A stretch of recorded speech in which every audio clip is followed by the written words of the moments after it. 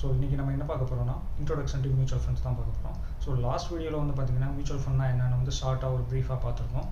So இன்றைக்கி வீடியோட என்னோட எய்ம் என்னென்னா உங்களுக்கு வந்து கிளியராக வந்து புரிய வைக்கணும். மியூச்சுவல் ஃபண்டை பற்றி கிளியராக எந்த டவுட் இருந்தாலும் என்னோட வீடியோ வந்து ஆன்சர் பண்ணணும். அதுக்காக தான் இந்த வீடியோ மேக் பண்ணுறேன்.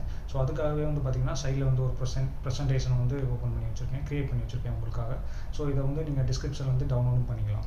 So introduction to market mutual funds இதான் வந்து இந்த வீடியோவில் பார்க்க போகிறோம். ஸோ வீடியோ ஸ்டார்ட் பண்ணுறதுக்கு முன்னாடி சின்னதாக ஒரு டிஸ்க்ளைமர். நான் வந்து பார்த்திங்கன்னா ஒரு இன்வெஸ்ட்மெண்ட் அட்வைசர் கிடையாது. ஸோ எனக்கு தெரிஞ்சதை நான் கற்றுக்கிட்டதை உங்களுக்கு ஒரு ஃப்ரெண்டாக வந்து பார்த்திங்கன்னா நான் எனக்கு கற்றுக்கிட்டதை வந்து உங்களுக்கு கன்வே பண்ணுறேன். ஸோ அவ்வளோதான். ஸோ இன்றைக்கி பார்க்க போகிற டாபிக்ஸ் வந்து பார்த்திங்கன்னா ஜென்ரலி மியூச்சுவல் ஃபண்ட், அதோட டைப்ஸ்லாம் என்னென்ன இருக்குது, ஸோ அதை எப்படி கிளாஸிஃபை பண்ணுறாங்க, ஸோ மியூச்சுவல் ஃபண்ட் நம்ம இன்வெஸ்ட் பண்ணுறதுக்கு முன்னாடி என்னென்னலாம் தெரிஞ்சுக்கணும். ஸோ அதான் வந்து பார்த்திங்கன்னா ஒரு பேசிக் இன்ட்ரோடக்ஷன் மாதிரி கொடுக்க போகிறேன். ஸோ மியூச்சுவல் ஃபண்டில் வந்து பார்த்திங்கன்னா ஒரு 4-5 வீடியோ பண்ண போகிறேன். அதில் வந்து ஃபஸ்ட் வீடியோ வந்து பார்த்திங்கன்னா ஒரு இன்ட்ரோடக்ஷன். இந்த வீடியோவை பார்த்திங்கன்னா கிளியராக வந்து உங்களுக்கு மியூச்சுவல் ஃபண்ட்னா என்னென்னு வந்து கிளியராக எடுத்துக்கலாம். ஸோ மியூச்சுவல் ஃபண்ட்னா என்ன, இந்த வேர்டு வந்து பார்த்திங்கன்னா நம்ம லாஸ்ட் ஒரு 10-15 இயர்ஸ் அட்வர்டைஸ்மெண்ட் வந்து ரொம்ப பார்த்துட்ருக்கோம். மியூச்சுவல் ஃபண்ட் அட்வர்டைஸ்மெண்ட்ஸ்லாம் யூடியூப்பில் மட்டும் இல்லை, டிவிஸில் எல்லா இடத்துலையும் பார்த்துட்ருக்கோம். பட் மியூச்சுவல் ஃபண்ட்னா என்னென்னு இது வரைக்கும் தெரியாதவங்க ஸோ என்னென்னு பார்த்துடலாம்.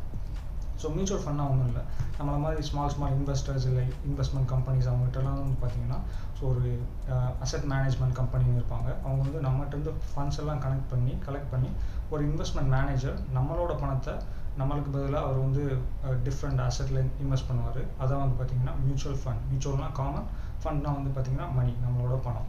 ஸோ அதை வந்து பார்த்திங்கன்னா பிக்சோரியல் ரெப்ரசன்டேஷனில் பார்த்துடலாம். ஸோ நம்மள மாதிரி ஸ்மால் இன்வெஸ்டர்ஸ்கிட்ட இருந்து கலெக்ட் பண்ணி அந்த மணியை ஒரு ஃபண்ட் மேனேஜர் அவங்க வந்து பார்த்திங்கன்னா ஸ்டாக்ஸ்லையோ செக்யூரிட்டிஸ்லையோ இல்லை இன்னும் வேறு சில இன்வெஸ்ட்மெண்ட் மெத்தடில் வந்து இன்வெஸ்ட் பண்ணி அதில் ரிட்டர்ன் ஜென்ரேட் பண்ணி அதை வந்து நம்மளுக்கு வந்து இன்வெஸ்டர்ஸ் ஆனால் நம்மளுக்கே வந்து திருப்பி கொடுக்குறதா வந்து பார்த்திங்கன்னா மியூச்சுவல் ஃபண்ட். ஸோ இப்படி தான் வந்து பார்த்திங்கன்னா மியூச்சுவல் ஃபண்ட் வந்து ஒர்க் ஆகுது. ஸோ மியூச்சுவல் ஃபண்ட் எப்படி ஒர்க் ஆகுதுன்னு நம்ம இந்த பிக்சர்லேருந்து கற்றுக்கிட்டோம். ஸோ மியூச்சுவல் ஃபண்டில் வந்து என்னென்ன டைப்ஸ் ஆஃப் மியூச்சுவல் ஃபண்ட்ஸ் இருக்குது அப்படின்னு வந்து பார்த்துடலாம். ஸோ இந்த ஸ்லைடில் வந்து பார்த்தா தெரியும், என்னடா இத்தனை மியூச்சுவல் ஃபண்ட் கிளாஸிஃபிகேஷன் இருக்குது, இதே கன்ஃபியூஷனாக இருக்குன்னு பார்க்காதீங்க.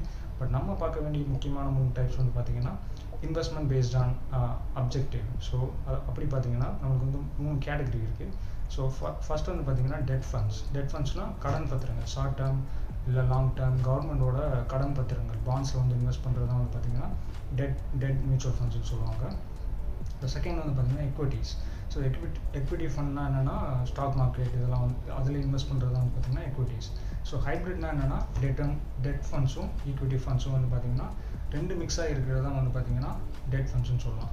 ஸோ அதர் கிளாஸிஃபிகேஷன்ஸ் என்னென்ன இருக்குதுன்னு பார்த்திங்கன்னா classification based on structure open ended mutual ஃபண்ட்னா என்னென்னா ஸோ இந்த ஃபண்டு வந்து பார்த்திங்கன்னா எப்பயுமே வந்து ஓப்பனாக இருக்கும். ஸோ ஈவன் தோ இந்த ஃபண்டு வந்து 2016 ஸ்டார்ட் ஆகியிருந்தாலும் ஸோ எப்பயுமே வந்து அது ஓப்பனாகவே இருக்கும். ஈவன் 2022 இந்த ஃபண்டில் நீங்கள் புதுசாக இன்வெஸ்ட் பண்ணணுன்னாலும் பண்ணலாம். அதான் வந்து ஓப்பன் எண்டட் ஃபண்ட்ஸ்னு சொல்லலாம். ஸோ க்ளோஸ்ட் எண்டட் ஃபண்ட்னா என்னென்னா ஸோ குறிப்பிட்ட காலத்துக்கு மட்டும்தான் இந்த ஃபண்டு ஆரம்பிச்சதுலேருந்து ஒரு 2 months 3 months இல்லை 6 months அதுக்கு மட்டும்தான் அந்த ஃபண்டு ஓப்பனாக இருக்கும். அதுக்கப்புறம் வந்து க்ளோஸ் பண்ணிடுவாங்க, புதுசாக எந்த இன்வெஸ்ட்மெண்ட்டும் வாங்க மாட்டாங்க. ஸோ அது வந்து க்ளோஸ் பண்ணிடுவாங்க. அதான் வந்து பார்த்திங்கன்னா நேம்லேருந்து நமக்கு தெரியுது க்ளோஸ்ட் எண்டட் ஃபண்டு அப்படின்னு சொல்கிறாங்க. ஸோ இன்டர்வல் ஃபண்ட்ஸ்னால் என்னென்னா ஸோ இந்த ஃபண்டு வந்து ஒரு குறிப்பிட்ட காலத்துக்கு ஓப்பனாக இருக்கும், அதுக்கப்புறம் க்ளோஸ் ஆகிரும், அதுக்கப்புறம் திருப்பி ஒரு இன்டர்வலுக்கு அப்புறம் புதுசாக ஃபண்ட் ரைஸ் பண்ணுறதுக்காக ஓப்பன் பண்ணுவாங்க. அதான் வந்து பார்த்திங்கன்னா இன்டர்வல் ஃபண்ட்ஸ்னு சொல்லுவாங்க. ஸோ பேசிவ் ஃபண்ட்ஸ்னால் என்னென்னா பேசிவ் நம்ம நேம்லேருந்தே தெரியுதுல்ல, இது வந்து ஆக்டிவாக ஒரு மேனேஜர் வந்து இன்வெஸ்ட் பண்ணிகிட்டே இருக்க மாட்டாங்க.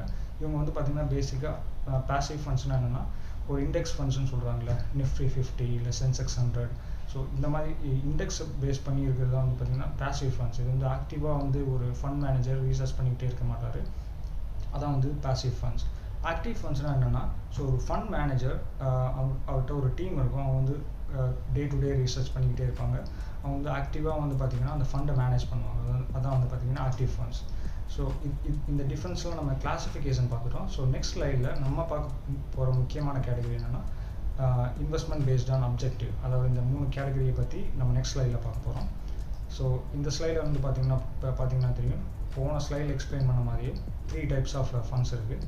Dead funds, equity funds, hybrid funds. So debt ஃபண்ட்ஸ்னால் என்னென்னா so short term and long term debt ஃபண்ட்ஸில் வந்து இன்வெஸ்ட் பண்ணியிருப்பாங்க. அது வந்து பார்த்திங்கன்னா கவர்மெண்ட் பாண்ட்ஸாக இருக்கலாம், இல்லாட்டி லார்ஜ் ப்ரைவேட் கம்பெனிஸோட டெட்டில் வந்து இன்வெஸ்ட் பண்ணியிருக்கலாம். ஸோ இது வந்து இதோட மெயின் எய்ம் என்னென்னா அது வந்து நம்மளோட இன்வெஸ்டர்ஸ் வந்து பார்த்திங்கன்னா கன்சிஸ்டன்ஸாக, ஃபார் எக்ஸாம்பிள் ஒரு 6% வந்து ஆனுவல் ரிட்டர்ன் இருக்குன்னா நம்மளுக்கு 6% வந்து ஆனுவலாக வந்து நமக்கு ரிட்டர்ன் வந்துகிட்டே இருக்கும். ஃபார் எக்ஸாம்பிள் நம்ம ஒரு 10,000 போடுறோம்னா அதோட ஆனுவல் ரிட்டர்ன் வந்து 6% இருக்குன்னா கிட்டத்தட்ட நம்மளுக்கு வந்து ஒரு 600 வருஷத்துக்கு வந்து அது வந்து ஜென்ரேட் ஆகிட்டே இருக்கும். அது வந்து இன்வெஸ்டர்ஸ்க்கு வந்து ஒரு குறிப்பிட்ட இன்டர்வலில் நமக்கு வந்து வந்துகிட்டே இருக்கும். அதான் வந்து பார்த்திங்கன்னா டெட் ஃபண்ட்ஸ்னு சொல்லலாம். ஸோ ஈக்விட்டி ஃபண்ட்ஸ்னால் என்னென்னா, ஸோ ஜென்ரலாக வந்து ஸ்டாக் மார்க்கெட்ஸ் இல்லை இன்னும் வேறு ஒரு சில இன்வெஸ்ட்மெண்ட் ஸ்கீம்ஸில் வந்து இன்வெஸ்ட் பண்ணுறதா வந்து பார்த்திங்கன்னா equity. ஸோ இதோட மெயின் எய்ம் என்னன்னு பார்த்தீங்கன்னா growth. அதோட நம்மளோட கேபிட்டல் நம்ம 10,000 போட்டிருக்கோம்னா அதோட மெயின் எய்ம் என்னென்னா நம்மளுக்கு வந்து ஒரு ரெகுலர் இன்கம் கொடுக்கறது மட்டும் இந்த ஃபண்டோட எய்ம் இல்லை. ஸோ நம்மளோட கேபிட்டல் வந்து கெயின் ஆகும். ஃபார் எக்ஸாம்பிள் 10,000 இன்வெஸ்ட் பண்ணியிருக்கோம்னா அந்த 6% இல்லை 7% ரிட்டர்ன் இருக்குன்னா அது வந்து நெக்ஸ்ட் இயராக வந்து பார்த்திங்கன்னா 10,700 இருக்கும். அதை திருப்பி ரீஇன்வெஸ்ட் பண்ணுவாங்க. ஸோ அதான் வந்து பார்த்திங்கன்னா equity ஃபண்ட்ஸ். ஸோ ஹைப்ரிட் ஃபண்ட்ஸ்னால் இந்த டெட் ஃபண்ட்ஸும் equity ஃபண்ட்ஸும் ரெண்டு மிக்ஸ் ஆனது தான் வந்து பார்த்திங்கன்னா ஹைப்ரிட் ஃபண்ட்ஸ். ஸோ இதுதான் வந்து பார்த்திங்கன்னா பேசிக் நம்ம தெரிஞ்சுக்க வேண்டிய கிளாசிஃபிகேஷன்ஸ். ஸோ நெக்ஸ்ட் என்ன பண்ண போகிறோம்னா, ஸோ கிளாசிஃபிகேஷன்ஸ் கற்றுக்கிட்டோம். மியூச்சுவல் ஃபண்ட்லாம் என்னென்ன கிளாசிஃபிகேஷன் இருக்குதுன்னு பார்த்தோம். ஸோ இன்னொன்று பார்க்கலாம். ஸோ டெட் ஃபண்ட்ஸ் வந்து பார்த்திங்கன்னா ஜென்ரலாக ஒரு ரிட்டர்ன்ஸ் வந்து கம்மியாக தான் இருக்கும். பட் என்னென்னா ரிஸ்க் வந்து கொஞ்சம் கம்மி தான். ரிட்டர்ன்ஸும் கம்மி, ரிஸ்க்கும் கம்மி. எக்விட்டி ஃபண்ட்ஸில் வந்து பார்த்திங்கன்னா ஜென்ரலி ரிஸ்க்கும் கொஞ்சம் அதிகம் டெட் ஃபண்ட்ஸை கம்பேர் பண்ணும்போது. அதே மாதிரி ரிட்டர்ன்ஸும் வந்து அதிகமாக இருக்கும். ஸோ இன்கேஸ் நம்மளோட வயசு கம்மியாக தான் இருக்குது, ஃபார் எக்ஸாம்பிள் ஒரு 30-35 இருக்கீங்க, இல்லை அதுக்கும் கம்மியாக இருக்கீங்க அப்படின்னா அப் டு 40 இயர்ஸ் வரைக்கும் வந்து பார்த்திங்கன்னா உங்களோட மேஜர் போர்ட்ஃபோலியோவில் நீங்கள் எக்விட்டி ஃபண்ட்ஸே வந்து உங்களோட மேஜராக மெயின்டைன் பண்ணலாம். மோர் தென் 60% மேலே வந்து நீங்கள் மெயின்டைன் பண்ணலாம். ஸோ அதுக்கப்புறம் வந்து பார்த்திங்கன்னா உங்களோட ரிஸ்க் ரேஷியோ வந்து நீங்கள் திருப்பி கால்குலேட் பண்ணி ஸோ இந்த ரேஷியோ வந்து நீங்கள் அட்ஜஸ்ட் பண்ணிக்கணும். ஸோ நெக்ஸ்ட்டு வந்து பார்த்திங்கன்னா நம்ம என்ன பார்க்க போகிறோம்னா இன்வெஸ்ட்மெண்ட் மெத்தட்ஸ் பார்க்க போகிறோம். ஸோ இன்வெஸ்ட்மெண்ட் மோட்ஸ் என்னென்ன இருக்குன்னு பார்க்கலாம். ஸோ மியூச்சுவல் ஃபண்ட்ஸ் இதெல்லாம் டைப்லாம் கற்றுக்கிட்டோம். இது வந்து மியூச்சுவல் ஃபண்ட்ஸ் கம்பெனிஸ்லாம் இருக்குது. ஆக்சிஸ் இருக்குது, மிரே அசெட்ஸ் இருக்குது, டெம்பிள்டன் இருக்குது. ஸோ இந்த மாதிரி டிஃப்ரெண்ட் கம்பெனிஸ் இருக்குது. ஈவன் HDFC எல்லா லீடிங் பேங்க்ஸ்லேருந்து எல்லா மியூச்சுவல் ஃபண்ட் ஹவுசஸ் வச்சுருக்காங்க. ஸோ இதில் வந்து என்னென்ன டைப்ஸ் இருக்குது, என்னென்ன மெத்தடில் வந்து நீங்கள் இன்வெஸ்ட் பண்ணலான்னு பார்க்கலாம். ஸோ ரெண்டு மெயின் மெத்தட் என்னென்னு பார்த்தீங்கன்னா direct mutual fund, regular mutual fund. So direct mutual ஃபண்ட்னா பேர்லேருந்தே நம்மளுக்கு தெரியுது. மியூச்சுவல் ஃபண்ட் ஹவுசஸ்லாம் இருக்காங்கல்ல. ஸோ ஆக்சிஸ் சொன்னேன், HDFC சொன்னேன், இல்லாட்டி வந்து பார்த்திங்கன்னா மிரே அசெட்ஸ், இவங்களாம் வந்து மியூச்சுவல் ஃபண்ட் கம்பெனிஸ். அவங்ககிட்டயே நீங்கள் டேரெக்டாக உங்களோட ஃபண்டை வந்து இன்வெஸ்ட் பண்ணிங்கன்னா அதான் direct mutual fund. So regular mutual ஃபண்ட்னா என்னென்னா இது இன்டேரக்ட்னு சொல்லணும். பட் அவங்க வந்து இந்த வேர்டு வந்து பார்த்திங்கன்னா ரெகுலர் மியூச்சுவல் ஃபண்ட்னு சொல்லுவாங்க. ஸோ இது வந்து பார்த்திங்கன்னா ஒரு நம்மளை எப்படி சொல்கிறது, ஒரு தேர்ட் பார்ட்டி மூலமாக, ஃபார் எக்ஸாம்பிள் ஒரு ஏஞ்சல் ப்ரோக்கிங்கில் உங்களுக்கு ஒரு அக்கௌண்ட் இருக்குது, இல்லை ஒரு தேர்ட் பார்ட்டி இன்வெஸ்ட்மெண்ட் அட்வைசர் இருக்காங்க, அவங்க மூலயமா நீங்கள் இன்வெஸ்ட் பண்ணுறது தான் வந்து பார்த்திங்கன்னா ரெகுலர் மியூச்சுவல் ஃபண்ட்னு சொல்லுவாங்க. ஸோ இந்த மெத்தடில் வந்து பார்த்திங்கன்னா ஒரு தேர்ட் பார்ட்டி ப்ரோக்கரோ இல்லை அட்வைசரோ டிஸ்ட்ரிபியூட்டரோ இருக்கிறதுனால இதில் வந்து கமிஷன் வந்து சார்ஜ் பண்ணுவாங்க. ஃபார் எக்ஸாம்பிள் நீங்கள் க்ரோ அப்ளிகேஷன்லையோ இல்லை ஏஞ்சல் ப்ரோக்கிங் அப்ளிகேஷன்லையோ நீங்கள் இன்வெஸ்ட் பண்ணும்போது அவங்ககிட்ட எதுவுமே சார்ஜ் பண்ணலன்னு சொல்லுவாங்க. பட் ஹிடன் சார்ஜஸ் என்னென்னா இதுதான், அதாவது ரெகுலருக்கும் டேரக்டுக்கும் என்ன வித்தியாசம்னா எக்ஸ்பென்ஸ் ரேஷியோவில் வந்து டிஃப்ரென்ஸ் இருக்கும்.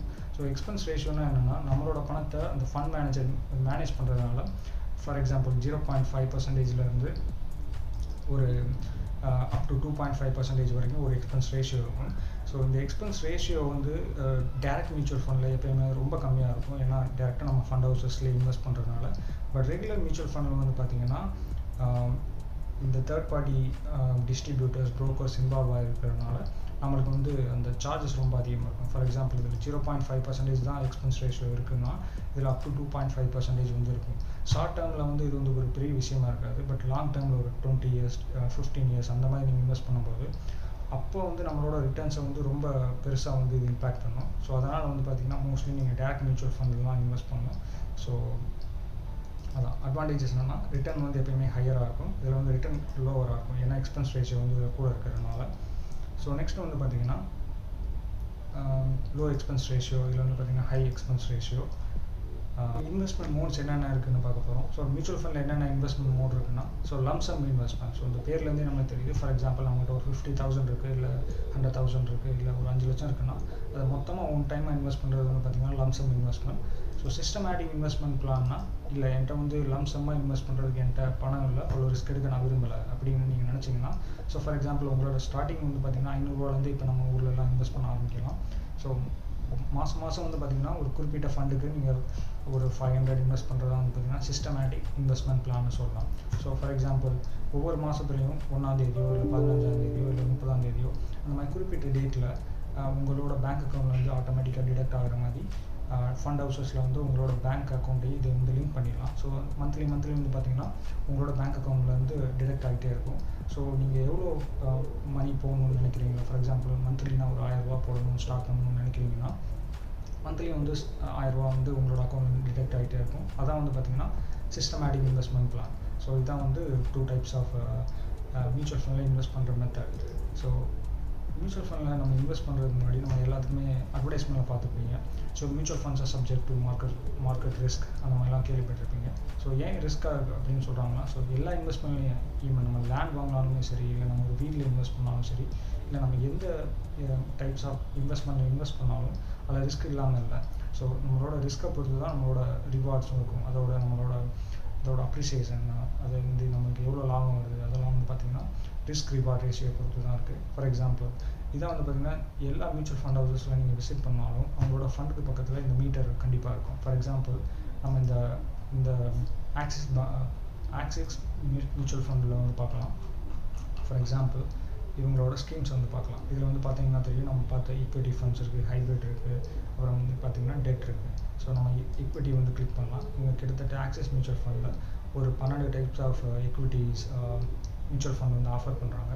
ஸோ இதில் வந்து பார்த்திங்கன்னா தெரியும், ஸோ டிஃப்ரெண்ட் டைப்ஸ் ஆஃப் இருக்குது. அது வந்து ரிட்டர்ன்ஸ், ஆனுவலைஸ் ரிட்டர்ன் எவ்வளோ வருது, பெஞ்ச்மார்க் ரிட்டர்ன் எவ்வளோ வருது, ஸோ இதெல்லாம் போட்டிருக்காங்க. ஸோ பெஞ்ச்மார்க் ரிட்டர்ன் என்னென்னு வந்து நான் நெக்ஸ்ட் வீடியோவில் வந்து உங்களுக்கு கிளியராக எக்ஸ்பிளைன் பண்ணுறேன்.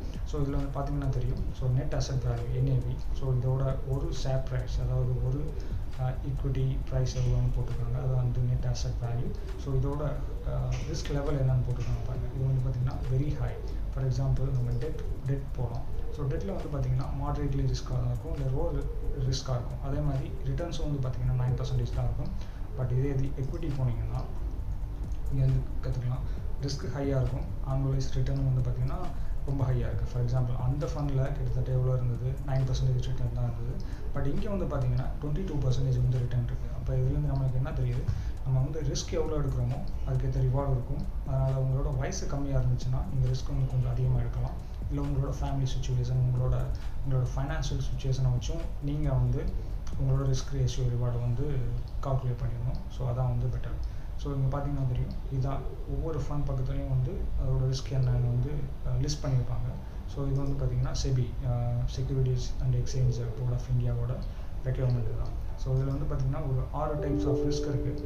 So low to moderate to high. So ஒவ்வொரு இதுலேயும் வந்து பார்த்திங்கன்னா டிஃப்ரெண்ட் டைப்ஸ் ஆஃப் ரிஸ்க்கும் இருக்குது, ரிஸ்க் மீட்டர் இருக்குது. ஸோ அதை உங்களோட ரிஸ்க்கை அசஸ் பண்ணிவிட்டு நீங்கள் வந்து இன்வெஸ்ட் பண்ண ஆரம்பிக்கணும். ஸோ நெக்ஸ்ட் வீடியோவில் நம்ம என்னென்ன பார்க்க போகிறோம்னா, எப்படி உங்களுக்கான மியூச்சுவல் ஃபண்ட் வந்து சூஸ் பண்ணணும். ஸோ நெக்ஸ்ட் வீடியோவில் நீங்கள் ஃபார் எக்ஸாம்பிள் நான் எந்தெந்த மியூச்சுவல் ஃபண்டை வந்து செலக்ட் பண்ண போகிறேன், அதெல்லாம் வந்து பார்த்திங்கன்னா நெக்ஸ்ட் வீடியோவில் நான் வந்து உங்களுக்கு சொல்ல போகிறேன்.